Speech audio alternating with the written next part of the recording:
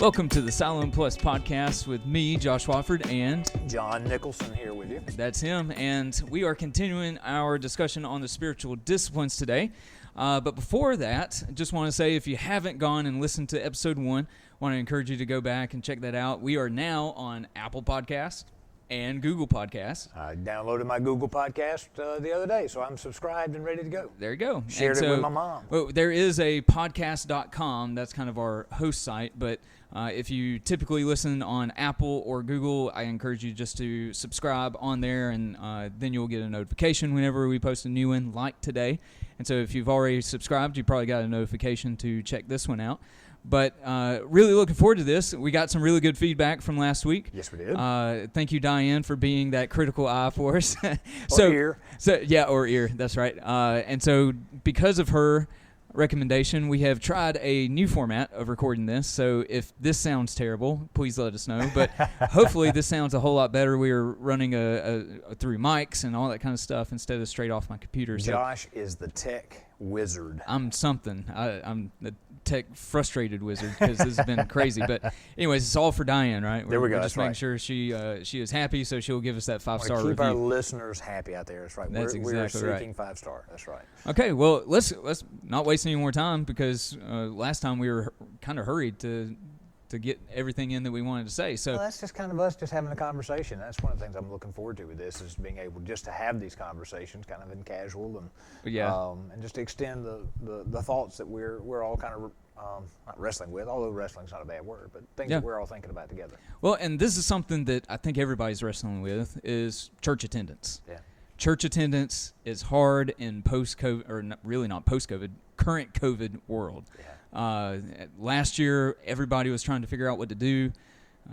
We tried all different formats, meeting on the front steps, meeting out under some trees, meeting online when we couldn't do so, and then finally getting back in the building only to go back outside. That's right. And then we've been back in the building since late October of Right. last year, I believe it was. And so anyways, we've tried all this kind of stuff, and it's been throwing people off. The numbers are out that most churches are only at like 2/3 of what they were before Right. COVID hit, and that's average. So some people are way less than that. Right. We've heard of many churches closing because of people not coming back to church, and so on and so forth. We could talk about that the whole time, but we want to talk about why it's a spiritual discipline. Yeah. Why is it a part of the Christian life that we need to be partaking in order to train for godliness? So, John, the preliminary thoughts on all that. I think a big piece of it is just being with the family of faith.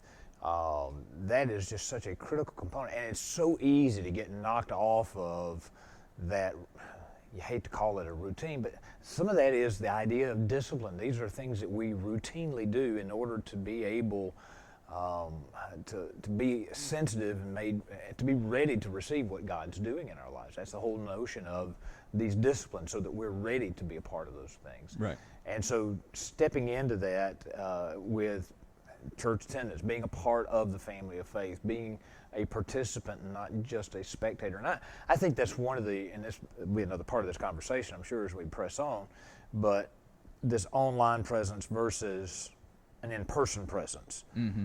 And I'm grateful that we have the online. I'm grateful that we're able to provide that service because we've got some folks that just don't need to be here right now because of health issues and that sort of thing. And we want to provide that. But then there are some folks who just take that and consider that them going to church when it's anything but. If you have the ability to be gathered with the saints, if you will, I just think it is such an incredibly important aspect of training ourselves in godliness to be made sensitive, because it helps us in so many ways. One of the aha moments that I've had with this, talking about community, because it's not necessarily just being here on Sunday morning at 11 o'clock, even though that's a part of that puzzle. Community is so much more than just that. But church attendance, whenever you show up, John, now you're kind of special since you're the pastor. I am special. And so let's take somebody else for instance. Let's say let's say Scott Brewer. I'm going to pick on him because he doesn't mind.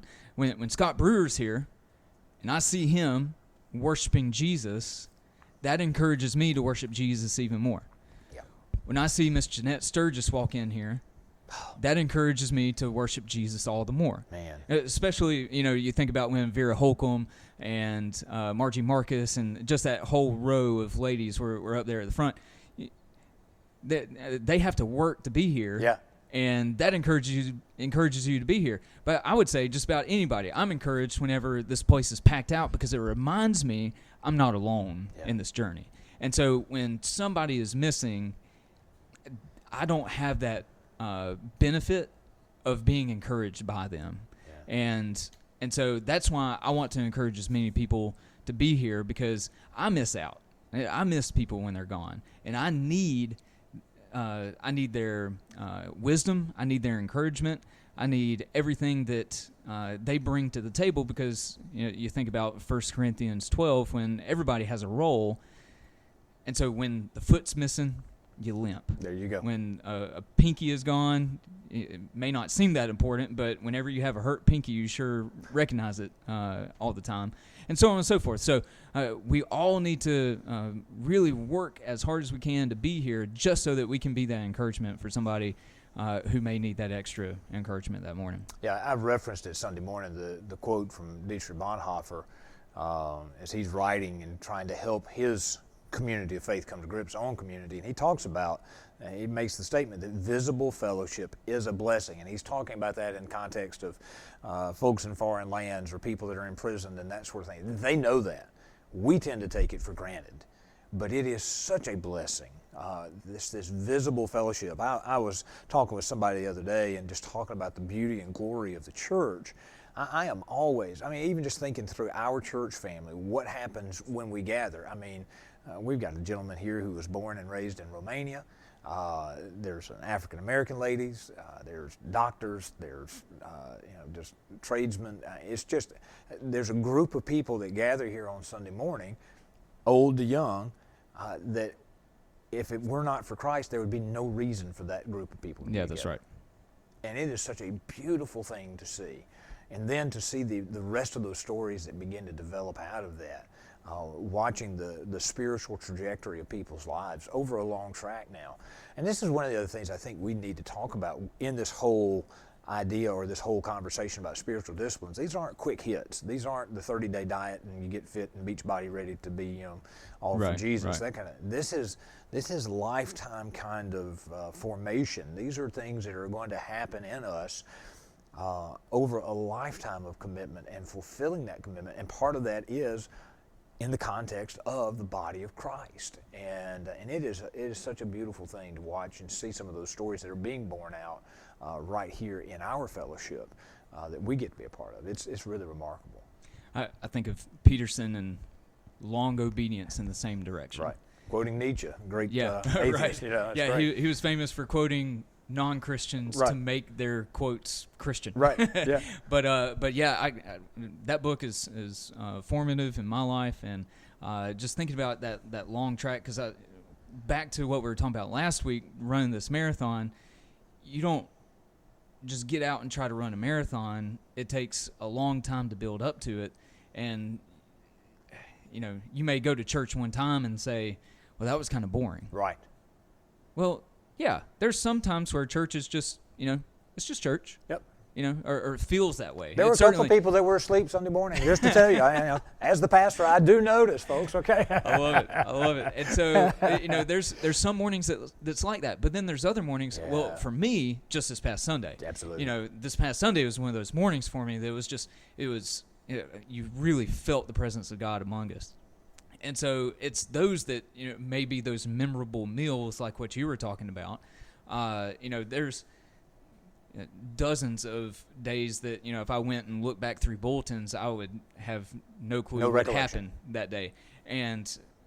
But there are, I would say, quite a few days that I could point back to and say that was a seminal moment in the life of my Christian walk here at this church. As I was thinking about us sitting down and having this conversation today, that was one of the questions I was going to throw to you is, what are some of the memorable moments of worship that you've had, either here or somewhere else? I mean, as you look back across. Well, okay, so the first thing that comes to mind, only because we did the Tanner's River baptism this past week, was when you asked that question, does anybody else here want to be baptized?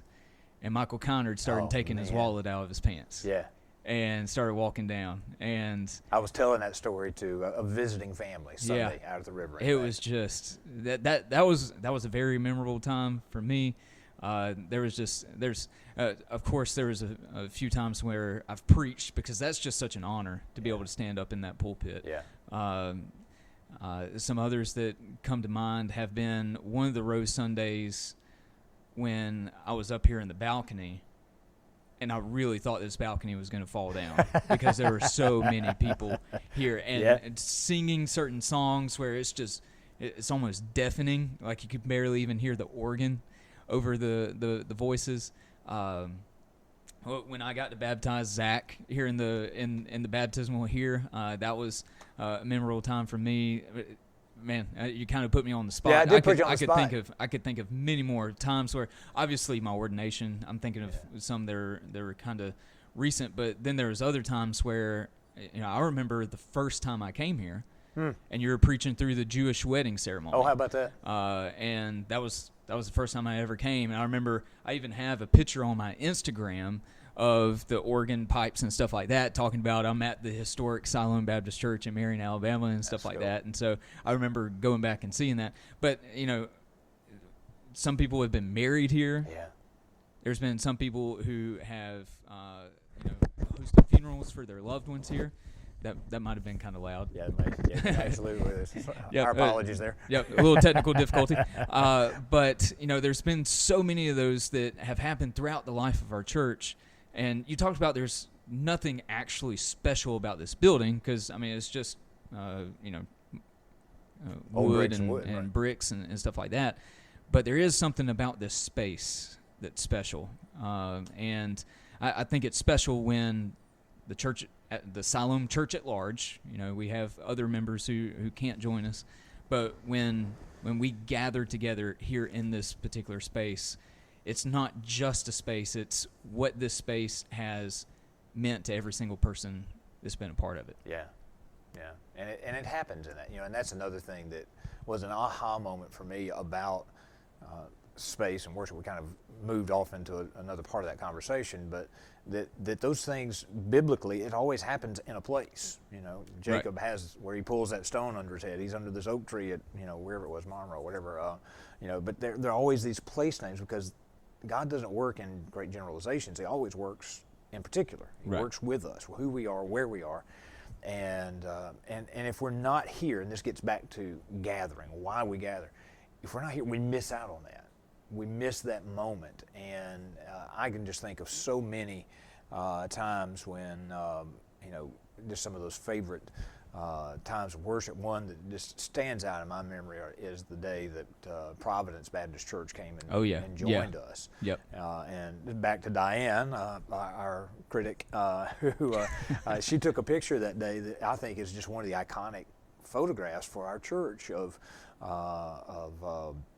Ren Coley reaching over a pew and holding this little black girl's hands. I don't know who that was, but that's one of those days. And another day was the day that I was talking about the tragedy that happened in Charlotte, South Carolina, rather, where a white guy had gone in and had just, in cold blood, pretty much murdered some African Americans at the church. And I was just talking about the issue of racism, and the back door opens, and in comes Miss England with a little girl and has a bag full of, we don't know what it is, but as I continue to talk, she starts passing out roses to us. And man, you just want to talk. I get chills even now just thinking about that. And I think about the people that weren't here and they miss that. They can hear about it, but they just can't grab that.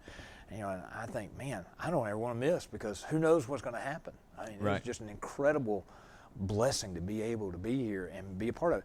And then there are the days when, half the congregation has fallen asleep because the pastor's just talking too long or the heat's on or whatever. But again, even those days are just filled with the very presence of Christ. And I think that's something that we have maybe we take too lightly. We think about just going to church, but as the passage out of Hebrews 12 that I read Sunday that I preached from, we have come to Mount Zion. That's where we are, and it's that present tense. This is where we are now. To innumerable angels in festal gathering. I love that phrase. Yeah, yeah. This is what we're a part of. If you will, to pick up the idea of the Celts, the Celtics Christians had this idea of thin places, that where heaven and earth intersect. And that's what happens every time we gather, because we're at this moment where we're participating in something so much bigger than just a few hymns and an offering and whatever. There are some heavenly and incredible things that are going on that we're part of, and we just kind of blithely go about it sometimes and don't even think about it. So I know several people who consider themselves Lone Ranger Christians, and they say, this is their quote, I'm not making this up, that they go to church either online or they listen to sermon podcasts throughout the week. And so what would you say, just pretend someone like that walks into your office, how would you gently counsel them in coming to church? Man, get to church. What are you doing? Beat them upside the head. Yeah, I mean, that would work. But yeah, for those who may be listening to this because they listen to podcasts and are replacing in-person worship with podcasts, not because they have some medical condition or their job requires them to work on Sundays or something like that, but just those who are saying, well, that's good enough for me. Why do I have to come to that? Yeah, I think so much of this goes back again to the other aspects of what's going on. It's not that, can you be a Christian and not attend church? Yes, you can.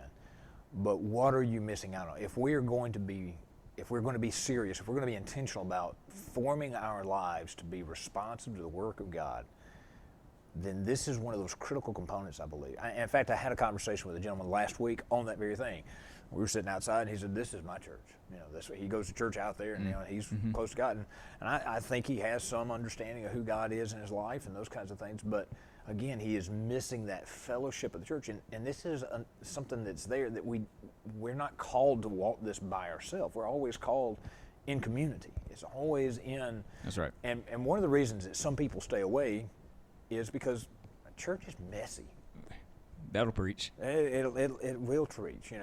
There are folks that they just know how to rub the cat the wrong way, and they do so. And some kind of relish that. And some people say, I don't want to be a part of any of that. There are a lot of people that I talk to that have been burned by the church, been hurt by the church. Yeah. Why would I go there? Well, because that's where Christ himself has promised to show up and to be. And boy, it's hard, but it's vital that we do so, I think. Last quote that I have, and then we'll do some closing comments. I read somewhere where someone said, again, just reading on the internet, that he said, I would rather be in the mountains thinking about God than in the church thinking about the mountains. And, of course, he was an outdoorsman and stuff like that. And I get what he's saying. I get the sentiment behind it. But yes, go out in nature and experience God in certain ways. That's good. Another conversation for a second. Yeah, that's another conversation, though. That's two totally different things is what we're trying to say. Right. You're never commanded in Scripture, well, it may be suggested, take a look at the lilies, look at the birds. That's pretty much command, actually. Yeah. But there's that level of it, but we're also commanded to be a part of a community, right, or a part of what God's doing in his church. Right. There's one pastor that says that church is plan A and there's no plan B. Right. So like church is God's plan A for reaching the nations, for discipling. This is where discipleship happens. Right. This is where all this takes place.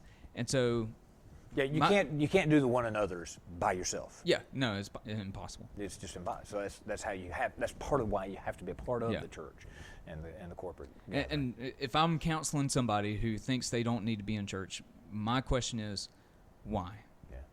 Yeah.